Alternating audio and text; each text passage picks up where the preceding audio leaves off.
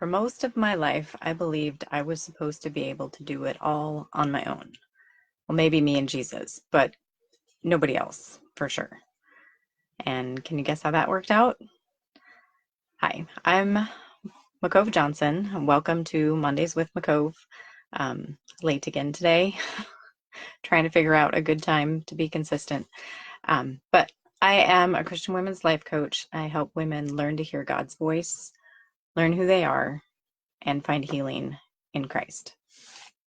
And right now, if you've been following me, you know that I'm in the middle of a launch, and it's been a growing experience for me because it's my first launch, and running into, I don't know, start over. The idea of investing in ourselves seems to be a real struggle, and I know it was for me. So as I'll start there of like I grew up with the idea I'm supposed to be able to do everything on my own. I am here to help people, but I don't need help. And like it was okay to like read books or listen to teachings, but it wasn't okay to need like real people help and no paid help. And so looking back at my story of like, well, where have the changes come in my life? Hi, Alyssa. The changes have come in my life when I have invested in me, when I went, okay, I am worth this. And the first time wasn't investing money, it was investing time and it was investing my heart. Um, Hi, Jessica. So the first major shift in growth for me was when I invested my time. It was a 12-week program where I chose, was an invitation to be vulnerable and be real. And I chose to step into that. Like, okay, this terrifies me and I'm sure it's going to end really bad, but I'm desperate and I need help. So I invested my heart and I invested my time in that 12-week program and had a group of women come around me and love me in my mess that I was brave enough to share. And also began to teach me to hear God's voice and teach me to apply his voice and how to ask helpful questions to begin to receive healing for these lies that I believed about myself and believed about him. And the next major shift for me growing was when I actually invested with a life coach. And something I always wanted to do, like, I don't know, part of it's I'm a learner, and part of it I knew I was broken and I needed help, even though I didn't think I was supposed to need help. But so I invested another 12 weeks and learned so much about how I thought and how I framed things, and was so empowering to have somebody from the outside challenge how I saw myself or challenge how I was setting up these situations.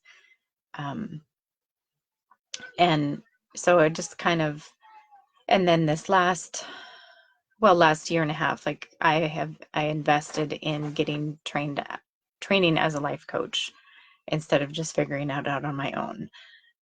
I invested in the childhood emotional neglect recovery training. I invested in coaching training, further coaching training as a coach and as like actually running a business. And I did all of that scared. I did a lot of that without actually the money to pay for it. And I don't necessarily advise that. But for me, it was a big step of saying, I'm worth investing in, even if I don't see how we're going to pay for this, because I'm worth it.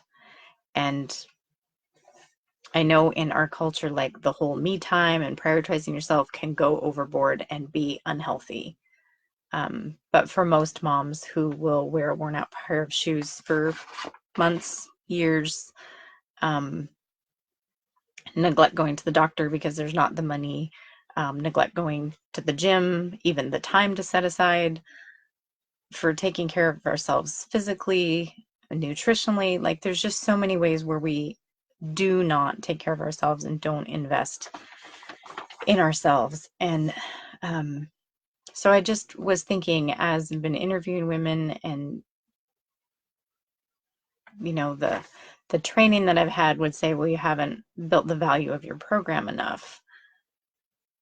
But I think it's more, I didn't build the value of some of the women enough. Like they didn't have that to see I'm worth investing in. I'm worth having help. And that's, I guess, when the potential, what's the potential of investing in help versus the cost of continuing to go alone? So going on my alone for years, like I scarred my kids. Um, I stayed stuck, made such little progress, wounded myself so much more, um, just so much more condemnation, so much more just yuck, because I was continuing to go on my own. And part of that was I didn't know where to get help. I didn't know how to ask for help. And I wasn't willing to pay for help. So like any help I did find needed to be free, because I didn't think that there was any way that I was worth finding the money or making the money for.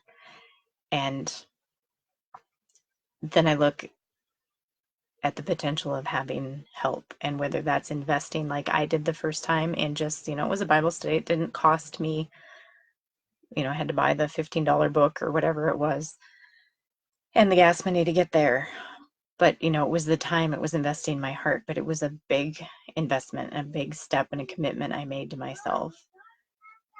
But then the other times where I have financially invested, because that was a new level God wanted to break through in me, that like, yeah, you're worth the time and the hard work that you put in, but you're also worth finances.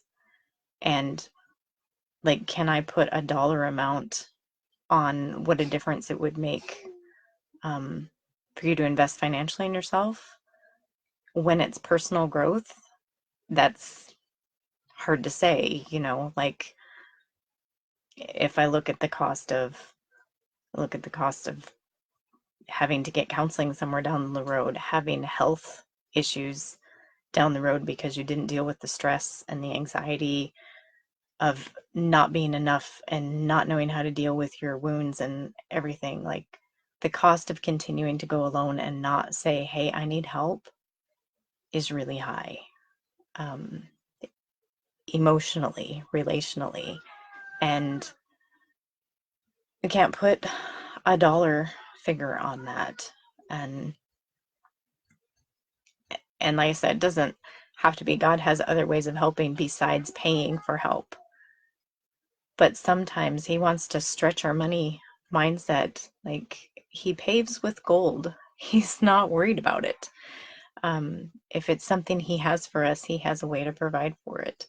And I've seen that through this last year of investing in coaching, where I was like, I came into it thinking I could sell some stuff and that would cover the first part, and then I would be making money to cover the rest of it. And it didn't happen. And yet we have continually and gradually climbed out of debt this year, while I've been investing money that was like, when I started out, like we didn't have it, it wasn't there, but he's provided above and beyond. So it's just to encourage you to look at, how are you investing in your growth?